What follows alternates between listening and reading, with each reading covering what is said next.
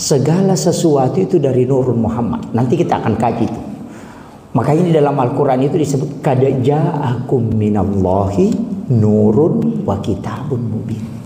Telah datang dari Tuhanmu cahaya, baru wa kitabun mubin, dan kitab yang menerangkan.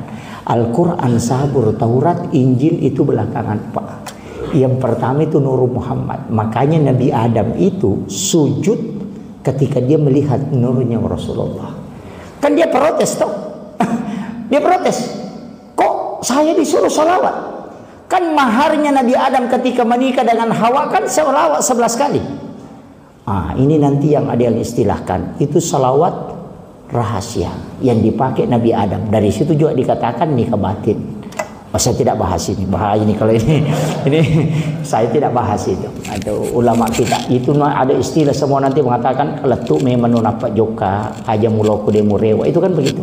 Nanti kan ada bacaan-bacaan itu. Nanti saya akan kasih tahu kunci-kuncinya bahwa begini ke arahnya ke sini supaya orang tidak salah paham.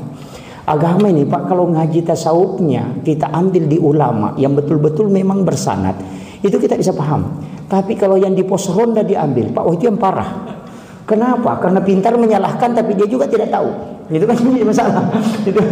Makanya Nabi bilang ya kode misang-isang sampajangi maka darutumu belalin romu de kamu lolongan. Itu jadi masalah Pak. Akada agama sampaja, niga sampaja, kege sampaja, itu kan jadi masalah. Itu